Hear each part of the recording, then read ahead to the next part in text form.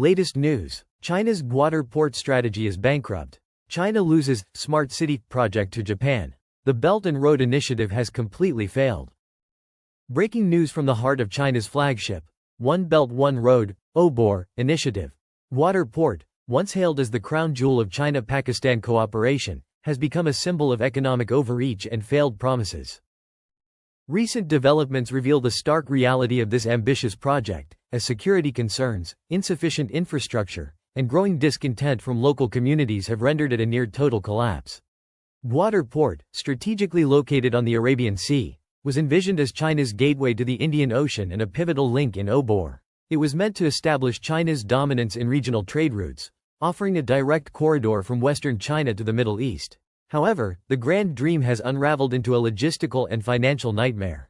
Reports highlight persistent insurgent attacks targeting Chinese workers and facilities, leaving Beijing scrambling to secure the project. Despite significant investments in security personnel and surveillance technology, these measures have failed to curb the threats posed by local militant groups, underscoring China's inability to address ground-level realities in Pakistan. Adding to the woes, the lack of proper infrastructure surrounding Gwadar Port has crippled its operational potential. Local roads, power supplies, and worker accommodations remain underdeveloped, creating bottlenecks for trade and logistics. The region's isolation from major Pakistani urban centers further exacerbates the port's limited utility. International investors, initially lured by China's promises of growth and connectivity, are now withdrawing, disillusioned by the stagnation and lack of tangible results. Instead of boosting regional trade, Gwadar Port has become a glaring example of OBOR's failures. This collapse has dealt a severe blow to China's geopolitical ambitions. Pakistan, already burdened with rising debt from Chinese loans, finds itself caught in a web of financial dependency. Local communities have voiced their frustrations, accusing Beijing of exploiting Pakistan's resources without delivering on promises of economic development. Protests and strikes have erupted, further undermining the project's stability. Such discontent has also led to criticism of the Pakistani government for allowing unchecked Chinese influence in domestic affairs, fueling anti-China sentiment across the country. What lies behind this debacle? Experts point to China's over-reliance on debt diplomacy, coupled with a top-down approach that ignores local needs and complexities. Unlike its strategic rival Japan, which prioritizes sustainable development and community engagement, China's model appears fixated on short-term gains and political leverage. Gwadar Port's downfall starkly contrasts with Japan's success in managing similar projects across Asia, where transparency and quality infrastructure are hallmarks of their approach. In a dramatic twist that signals a seismic shift in the regional power dynamics of Southeast Asia, the government of Laos has officially announced that Japanese firms will take control of two critical hydropower projects, the Nam O and Pian-Xe Namnoi dams. This announcement comes as a resounding blow to China's One Belt One Road initiative, exposing yet another glaring weakness in its infrastructure-driven strategy. The Nam O and Pian-Xe Namnoi hydropower projects were initially hailed as flagship examples of China's influence in Laos, promising to bring energy security and economic development. However, the reality has unfolded much differently. Persistent structural flaws, environmental damage, and mounting dissatisfaction among local communities have plagued these projects since their inception. Reports of dam failures and catastrophic flooding caused by substandard construction have further tarnished China's reputation in the region. Beijing's inability to address these issues has created an opening for Japan to step in and take over management. Japan's entry marks a stark contrast to China's debt-driven approach. Known for its precision and commitment to sustainable development, Japanese firms have swiftly begun addressing the long-standing concerns surrounding these hydropower projects. Unlike their Chinese counterparts, Japanese companies have prioritized safety, environmental preservation, and local community involvement. This strategic intervention has not only stabilized the projects but also rekindled Laos' trust in international partnerships. The shift has broader implications for China's ambitions in the Mekong region. For years, Beijing has sought to dominate Laos' energy sector as part of its OBOR expansion. By extending massive loans to finance infrastructure, China aimed to deepen Laos' dependency and secure control over its natural resources. However, this strategy backfired as Laotian leaders grew increasingly wary of unsustainable debt and ecological degradation. The intervention by Japan signifies a turning point, reflecting Laos' growing frustration with China's exploitative practices and its willingness to embrace alternative partners. Observers note that this development has dealt a severe blow to Xi Jinping's broader OBOR narrative. The transition of these projects to Japanese firms undermines Beijing's claims of providing high-quality infrastructure and mutual benefits to partner countries. Instead, it highlights China's tendency to prioritize its geopolitical ambitions over the genuine needs of its allies. Japan, on the other hand, has seized the moment to reaffirm its position as a reliable and ethical partner, offering a model of collaboration that prioritizes quality over quantity. In a decisive move that further challenges China's crumbling One Belt One Road initiative, Indonesia and the Philippines have announced the transfer of two critical infrastructure projects to Japan's Shimizu Corporation. The Jakarta Smart City project and the modernization of the Manila port, once touted as cornerstones of China's regional influence, have now become symbols of Beijing's faltering grip on Southeast Asia. The decision by these nations marks a clear shift in allegiance, driven by dissatisfaction with China's unreliable practices and the growing appeal of Japan's transparent and efficient approach. The Jakarta Smart City project, initially undertaken by Chinese firms, was expected to transform Indonesia's capital into a high-tech urban hub. However, persistent delays, subpar technology integration, and poorly managed construction plagued the initiative, leaving it far behind schedule. Local officials grew increasingly frustrated as promised innovations failed to materialize and public dissatisfaction mounted.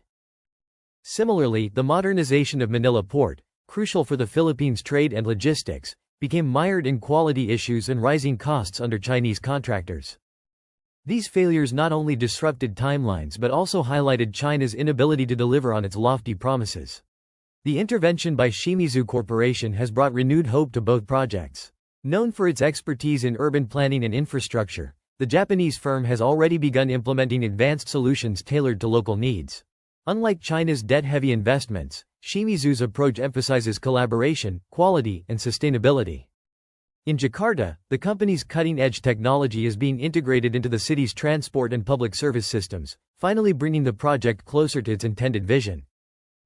Meanwhile, in Manila, Shimizu has streamlined port operations and enhanced logistics capabilities, showcasing Japan's commitment to fostering genuine economic growth. For China, the loss of these projects represents a significant geopolitical setback. Indonesia and the Philippines, both strategically located and economically significant, have been key targets of Beijing's OBOR expansion. However, their pivot to Japan underscores a broader disillusionment with China's heavy-handed tactics. The inability to meet deadlines, combined with rising concerns over environmental and social impacts, has led these nations to seek more reliable partners. Japan's involvement not only fills this gap but also highlights its ability to offer a compelling alternative to Beijing's flawed model. This shift carries far-reaching implications. By choosing Shimizu Corporation, Indonesia and the Philippines are setting a precedent for other nations grappling with the consequences of OBOR. The growing preference for Japanese expertise reflects a broader regional realignment, as countries prioritize partnerships that deliver tangible results without the burden of unsustainable debt. For Japan, this marks another victory in its ongoing efforts to counter China's influence in Southeast Asia. For China, it signals the unraveling of a narrative that once positioned it as an indispensable development partner. In a shocking turn of events that underscores the fragility of China's One Belt One Road (OBOR) initiative, the collapse of key projects under Beijing's control has left the global community questioning the long-term viability of Xi Jinping's ambitious vision. From Pakistan's faltering Gwadar Port to Laos and Indonesia's strategic shift toward Japanese firms, it is now painfully clear: China's once promised dominance in global infrastructure is crumbling under the weight of mismanagement, overambitious loans, and poor execution. And as Beijing's power wanes, Japan is stepping in to fill the void with expertise, reliability, and sustainable development practices that China's approach has sorely lacked. The latest debacles, particularly the failure of Gwadar Port in Pakistan and the handover of Hydropower and Smart City projects to Japanese firms, have shattered the facade of OBOR as a transformative global initiative. While China has touted OBOR as a means of connecting Asia, Europe, and Africa through massive infrastructure projects, the reality has been far less glamorous. In Pakistan, the security failures and lack of necessary infrastructure around Gwadar Port have crippled the project, forcing China to reassess its role. The port was supposed to serve as a strategic and economic hub for China's trade routes, but instead, it has become a burden on both China and Pakistan, marred by insurgent attacks and environmental concerns. In Laos, China's disastrous execution of the Nam O and Z Pian-Xe Nam Noi hydropower projects built with massive loans and inadequate planning has led to catastrophic flooding and environmental damage.